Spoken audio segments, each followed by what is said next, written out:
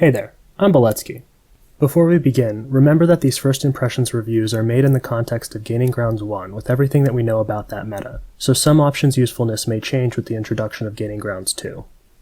If you aren't familiar with my rating system, you should first watch the explanation linked in the video description. Anything stated in my videos is ultimately my own opinion. If you disagree with anything I say, write it in a comment below. I'll be compiling and responding to questions and feedback in a video later on. Also, my channel is super small, and won't be releasing videos daily, so YouTube is unlikely to recommend them unless you give the video some engagement and subscribe. It costs you nothing, lets you know when my content comes out, and tells me I should keep putting in the time to make videos. So give this a like and write something to me below. It really means a lot. With all that being said, let's get into reviewing all the versatile models in the Explorer Society. Alpinist, 5-cost Enforcer. Its resilience is respectable for a 5-stone model, but a dedicated opponent will make quick work of it, and it plays with fire if it ever uses Stampede, as losing 1 to 2 health puts it into one-shot range. Tin Feast is okay, but Scrap is rare unless you're McCabe, and he has better uses for it. 50 feet of Silk Rope is nice for a bonus action, but it makes for both a crappy lure and a crappy self-push. Stat 5 versus move will be a coin flip a large amount of the time, and for friendlies requiring a 7 doesn't make it free. It also forces both the target and the Alpinist to push a full 4 inches, which is often counterproductive. Are you using it to move up the board? It pulls your model back. Are you using it to pull a friendly closer? It pushes Alpinist away. Are you pulling an enemy out of position? It pushes Alpinist closer to the enemies. It will be useful sometimes, but explorers just have access to better movement manipulation. It also has the gimmick of rush plus ramming speed to try being powerful on the charge, but stat on horns is only 4 to begin with, and the damage track is awful. It doesn't have frenzied charge or mobile warrior, so you can't get 2 7-inch moves. You can't charge push, and if you're engaged, which is going to be often with its 0-inch engagement range, you can't charge. You can Silk Rope out, but that requires a 7, you're limited by who you can target, and it'll push that targeted model too, which you might not want. The push trigger could come in clutch, but if you need it, you're probably not too happy with stat 5 on the charge and stat 4 otherwise. And the crow trigger, annoying is just a bad action, even for free. Schemers and support models aren't going to care about having distracted, and anything that wants to attack is just going to attack you and not get distracted. Plus, enemies not in base contact with you aren't engaged and can just walk or charge anyway without getting distracted. It just doesn't do anything. Now that leaves climbing gear, which I see as the only reason to take this guy ever. It essentially makes all friendly models within 4 inches incorporeal, which can help traverse boards with heavy terrain or against crews like Faye that put terrain everywhere. However, like before, explorers just have better options. Winston Finnegan can place friendlies, the Damned has Leap, Seeker, Frontier, EVS, and Wastrel all have tons of unimpeded models, some of them are all unimpeded, and nearly all of our Masters and Totems have some kind of place effect. There's just enough mobility in explorers that you don't need this effect at all. Granted, having him nearby can open up some previously unavailable charge lanes, but it's telegraphed to your opponent pretty heavily, and if anything, he can just kill it. Final verdict, explorers can do way too much with 5 stones that outclasses this, 1 star. Bellhop Porter, 7-cost Enforcer. Now firstly, he's tanky. 7 health armor 1 lets him survive 2 damage 4 hits or 3 damage 3 hits, and armor 1 and shielded disincentivizes targeting him with throwaway attacks. That along with negating charges helps him stick around. To take full advantage of shielded from full pack though, he has to activate at the top of the turn. This has implications for the timing of what he can do, so know that holding off his activation brings some opportunity for your opponent to kill him. Before we get to the interesting stuff, let's get these out of the way. 1. His damage is really bad for his cost, and he can't be a dedicated shooting model since he can't ignore concealment or friendly fire and is going to have to focus, which doesn't work well with his flat damage track. 2. He also has no typical movement tricks and no one impeded to get around the board, nor through the many different terrain markers he supposedly wants to be standing near. 3. He has no bonus action unless a friendly model wants to get out of combat, which is awful, it's effectively slow. 4. His average defensive stats and desire to be near friendly models puts you at risk of getting blasted on. And 5. Give him a lift isn't very useful. It lets your size 2 models see over some size 2 barrels, boxes, or other models, but ironically it doesn't even let them see over the bellhop, and it doesn't help when flipping size duels, at least ones caused by enemy models. I've Got Your Back is a great action, but only when it's actually needed. You can pull a schemer, accomplice him, and go score points, or you can pull a support master out of danger and into the anti-charge bubble.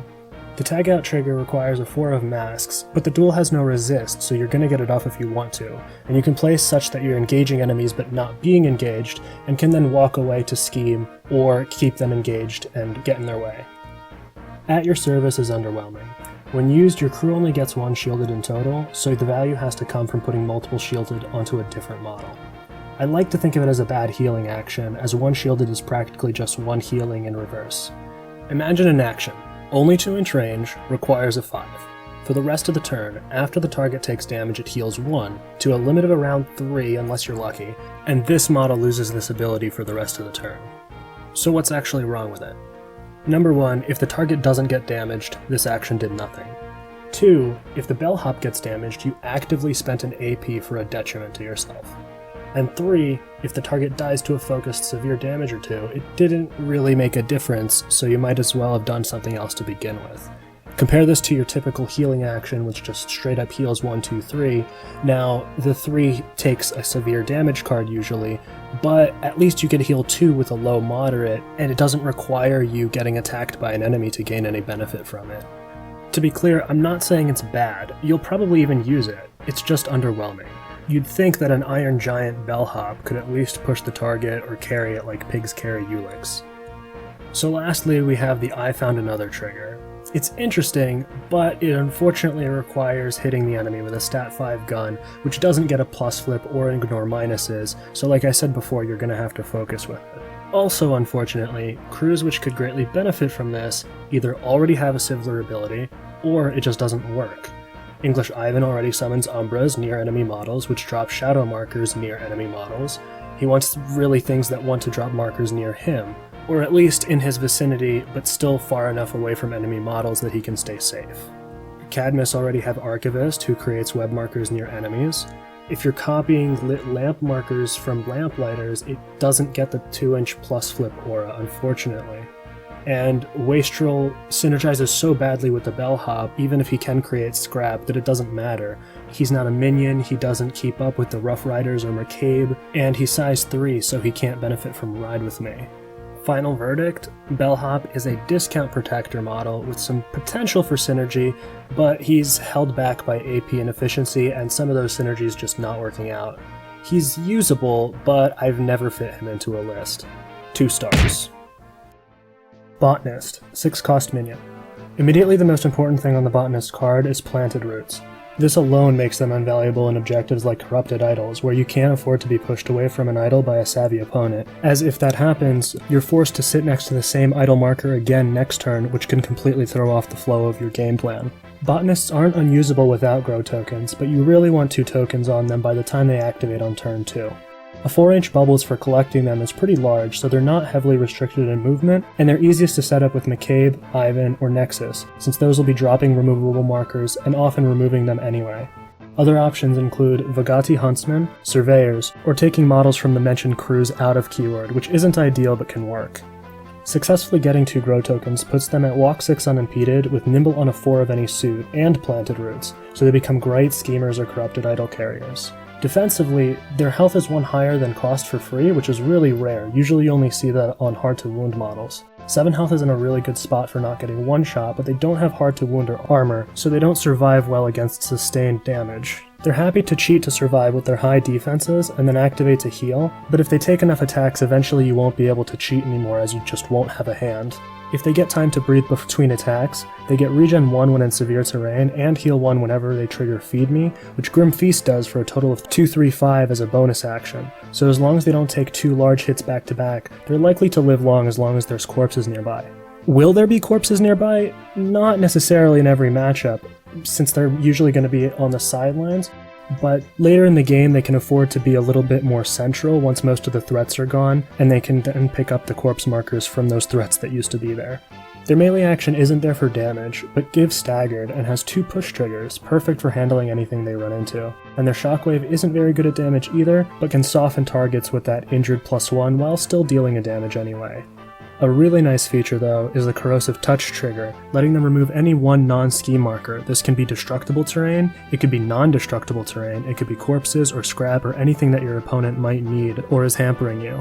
Final verdict, the Botanist has to be taken with the right crew, but he'll grow in scheme as well as a 19-year-old with Viagra. 4 stars. Hopeful Prospect, 4-cost minion.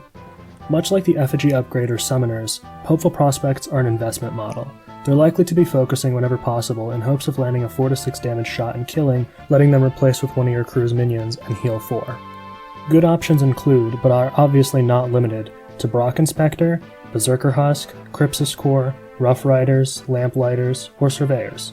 Note that prospects are insignificant, so their profile has to make up for that, but they don't give up strategy or scheme points, which can be a big benefit in things like public enemies. Put simply, they're a small package of helpful abilities: ending conditions, some admittedly inconsistent healing, card replacement, and giving friendly models free focused without spending AP is amazing for just 4 stones.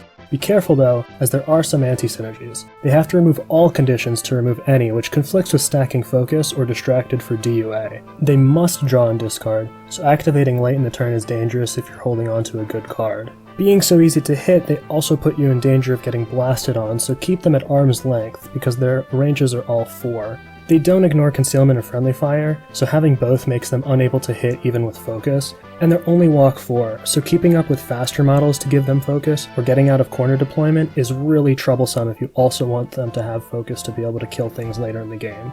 They're just so cheap though, and despite having some inconsistencies like their stat of 4, all they have to do is stand somewhere near the middle of the table and threaten things with 14-inch range while giving things focused, for free.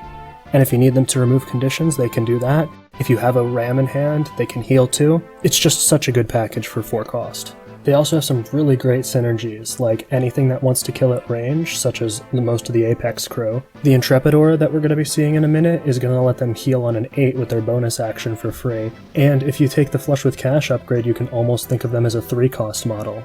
Be very careful taking them against crews with lots of terrifying and especially hard to wound. Prospects will really struggle trying to kill anything with those abilities.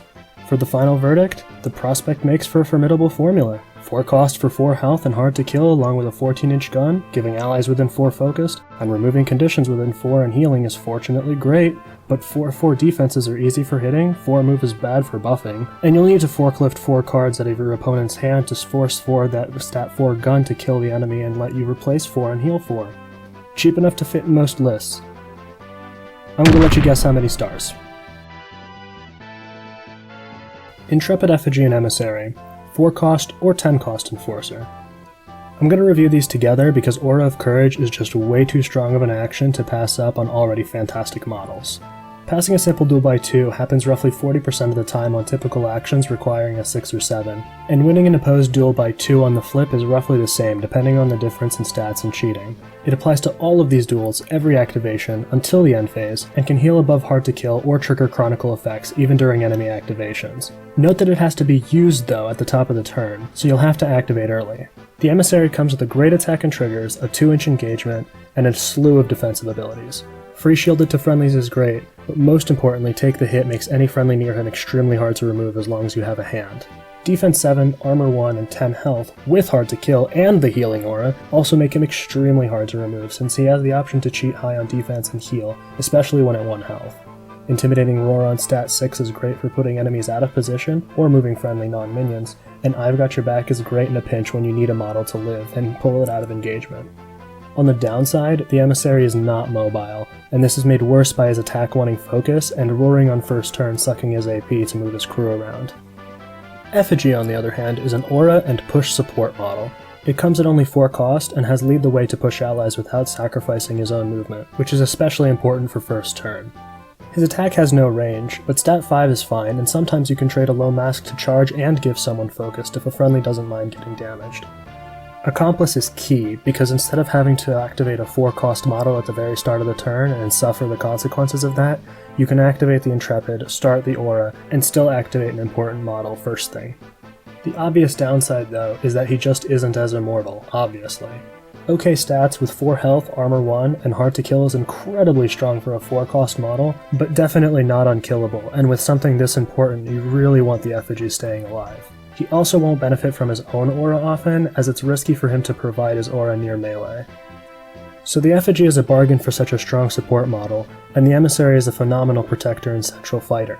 But the Effigy can be easily killed, and the Emissary costs 10 and suffers from a bit of slowness. Thankfully, as you may have already guessed, we do have a third option. You can take the Effigy with the 2-cost Fate upgrade, which gives you all the best benefits and all the worst risks.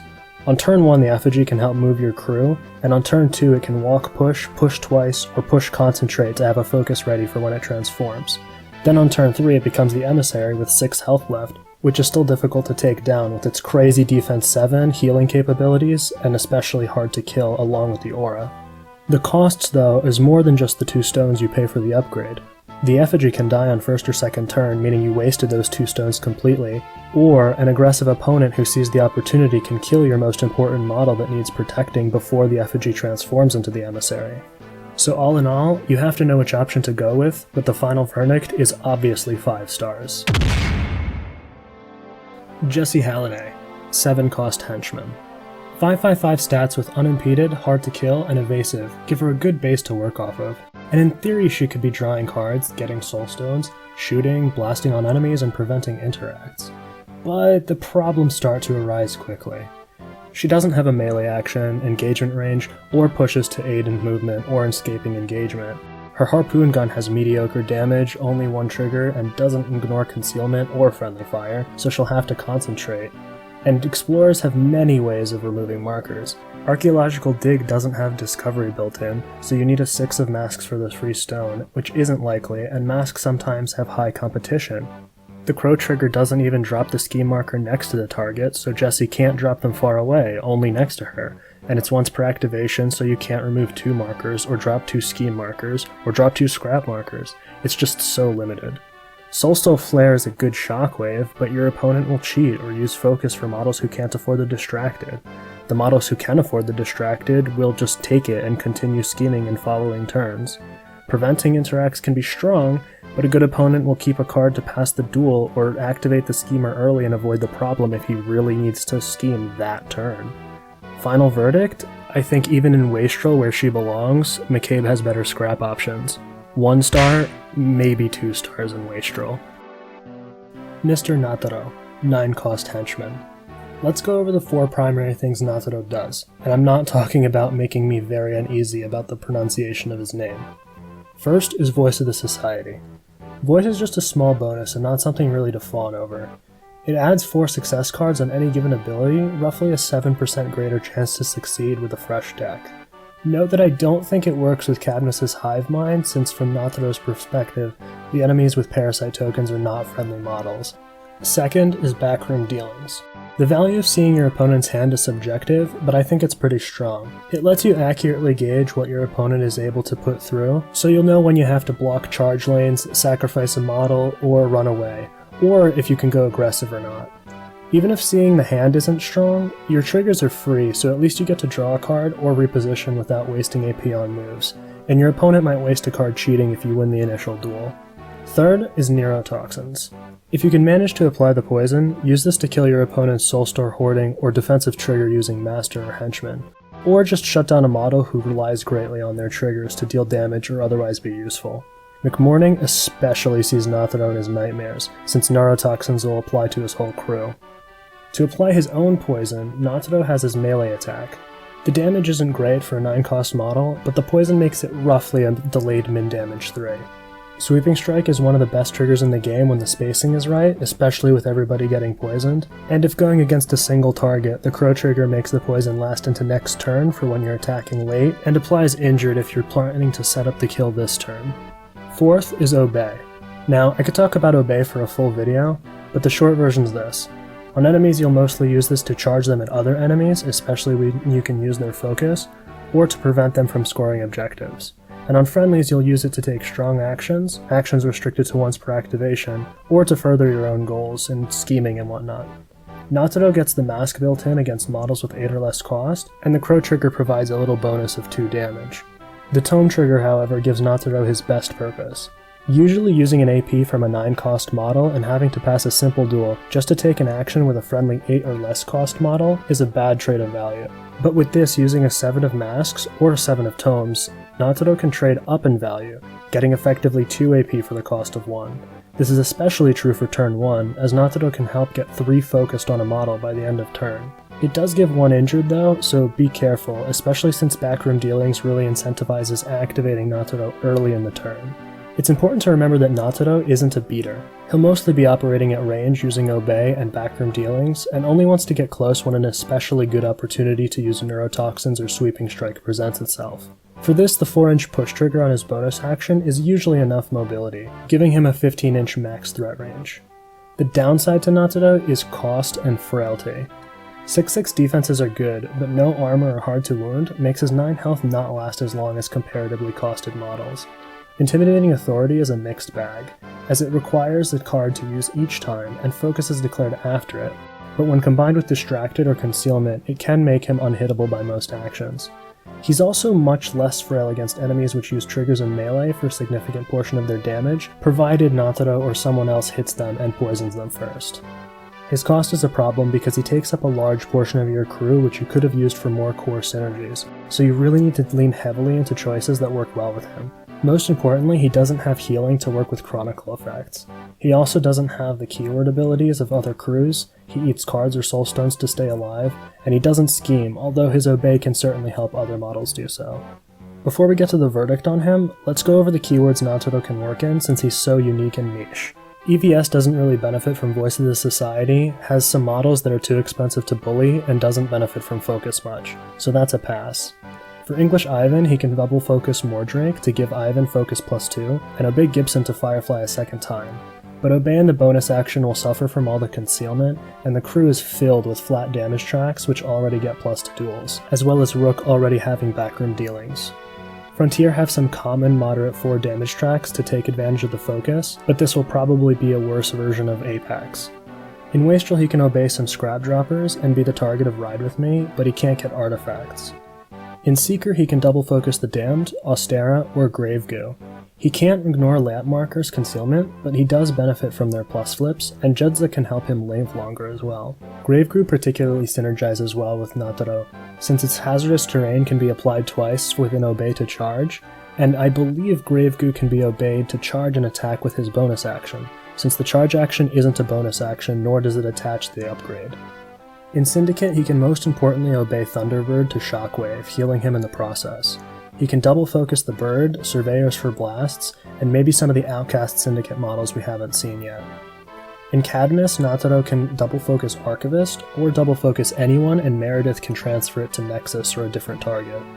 Out of all crews, Cadmus probably benefits the most from Voice of the Society, can spread poison, and can move enemy models for Ngaatoro to charge and blast on, with all the placement effects that Nexus gets. But best of all, in Apex, he can double focus 2 Crypsis Core and obey enemies into their Overwatch lines. Crypsis Cores benefit a ton from focus, and can use Predatory Instinct during Ngaatoro's activation if he makes someone trigger their sight lines. The crew is a one-trick pony, but an extremely strong one. Final verdict? Ngaatoro has multiple strong applications, but he's resource hungry and any crew that takes him will miss out on other strong options.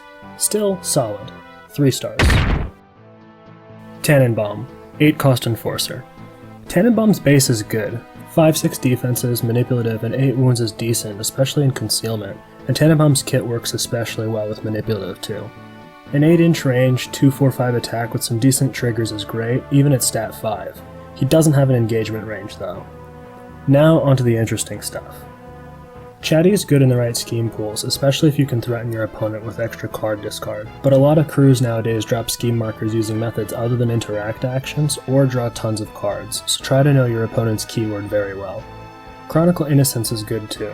It can be used on any above average card, or a below average one if it succeeds on your next simple duel or has a good trigger.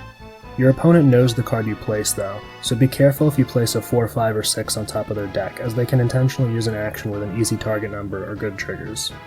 Rewrite the Story is cool, but will go unused the vast majority of the time. Its usefulness will depend largely on gaining grounds too, but regardless think of it as a failsafe in case you're blocked out of scoring VP and you have a 13 in your hand. Study is solid if you can take a scheme that'll make good use of it. Ink Fingers can be good. Most of the time it'll do nothing, but sometimes you can prevent your opponent from keeping good cards or thinning their deck of bad ones. On the topic of thinning decks, Comprehensive Notes more or less removes the 4 aces from your own deck, or if you can win a willpower duel it removes the 4 13s from your opponent's deck, both for the following turn. The former effect is decent, improving your average flip slightly and getting rid of 20% of weak cards, but removing all 4 13s from your opponent can change much more. Not only does it remove a third of all their severe cards, but also it changes which of your cards you know will definitely win duels when cheating. There is a third use. This is risky, and some of the options require a lot of setup, but if you have certain models you can comprehensive notes to discard a card you want, like a 13 for Rewrite the Story, and draw it on the following turn without flipping a card. You have to win initiative, but once you do, the cards are returned and you can place a 13 on top of the discard pile. At this point, Gibson can use tools for the job to draw it. Tannenbaum can destroy destructible terrain within 4 inches of a Botanist to place the 13 on the draw pile and then rewrite the story. Or, and this is the most complex option, the Healing Aura from Jedza or Meredith heals a model, and Tannenbaum uses Chronicle to place the 13 on the draw pile, at which point either Sophie uses Chronicle or the healed model is a hopeful prospect, and you can discard a card and draw the 13. And lastly, we have Haphazard Topography. The first way to use this is to move terrain and other markers that you or your opponent places, which can be useful on things like blown apart markers, underbrush, pit traps, or moving your own lit lamp markers. The second way is to move scheme markers, making Tannenbaum an extremely annoying victory point denier. He'll stand in one central spot with manipulative all game, and at the end of every turn push any enemy scheme markers to just outside the scoring zone, so they'll continue to prevent interact drops within 4 inches. You can push markers off your side of the board or within 10 inches of one another for spread them out, or outside of 4 inches from the center point for leave your mark, and so on. It's strong, but you might have to use it twice as a 3-inch push isn't very far. The triggers can either help with schemes of your own or provide some focus, although there's no way to ensure the suits other than cheating. His weaknesses, however, are mobility and spreading too thin. Walk 5 unimpeded is fine for staying in one central area, and 8 inches is pretty far for the push range, but he can't be everywhere to use Chatty and Topology for spread them out, sabotage, or breakthrough, while also wanting to comprehensive notes a master or henchman every turn, and drop his own scheme markers, and be in Chronicle range, and so on and so forth. Final verdict, Tannenbaum is the king of Leave Your Mark, aids in card advantage, and can work well in other scheme marker based schemes. But he isn't as useful in pools where affecting the scheme marker game isn't a priority. 4 stars. Vernon and Welles, 8 cost Enforcer. 8 health, Arcane Shield 2, and hard to kill with Explorer's Common Healing is already a good frame, but the best part is Head in the Clouds. Just think of all the different willpower targeting actions in the game, and this gives minus flips to all of them for all friendlies in a 3-inch bubble of a 50mm model in a faction that specializes in distracted, concealing terrain, and other minus to hit defensive abilities, which this stacks with.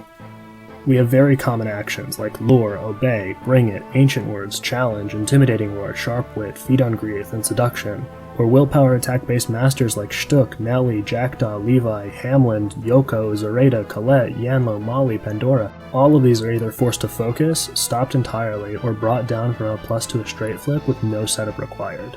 So this is a protector support type model, right? Well, no. Vernon and Welles have Onward for effectively nimble on a 6, and can also discard a card once per turn to take a free interact action after walking. So they can walk 15 inches and then drop a scheme. That's pretty good. They can drop a scheme, walk, drop a scheme. Okay, yeah, that's pretty common for schemers who can move as a bonus action. But hold on, they can walk, drop a scheme, walk, drop a scheme. Like, what's even going on here? And then one of those walks can be a completely within 5-inch place to jump over terrain. And they can even walk, drop a scheme, and still have both AP left to attack. Okay, well that's not so bad. Schemers and models that protect your entire crew usually don't have huge attacks, right? Right, guys? Oh, it's a 10-inch range, stat 6, gives Staggered and has Glimpse the Void to throw off enemy positioning. And another trigger to discard a card. And the discard is random. And they also have a 10-inch range Shockwave for 2 damage that pushes enemies who fail. On a move 13 duel. And with triggers for an extra marker or Staggered unless you discard. Did I mention they can Tome trigger their bonus action for effect better than Intuition, and potentially reuse a 13 of Tomes or Masks on their attack? Alright, in all seriousness though, Vernon and Welles do have a few weaknesses. Their 50mm base is unwieldy for a schemer, especially around severe terrain. Their place effect requires a suit, and then when placing completely within 5 inches, their butt drags behind, potentially not clearing whatever they're jumping over. and they also don't have an engagement range, nor any way to exit engagement and still be able to interact in the same activation, other than hoping their enemy fails a simple duel so they can push or bury it. Final verdict, they remind me a lot of Midnight Stalker, just more unwieldy and less unkillable, but a lot more effective at influencing the board and shutting down entire crews potentially. I think you can expect to see these guys all the time. 5 stars. And with that, the Explorer's Versatiles are done. Here's a summary of the ratings, thanks for watching, and I'll see you next time.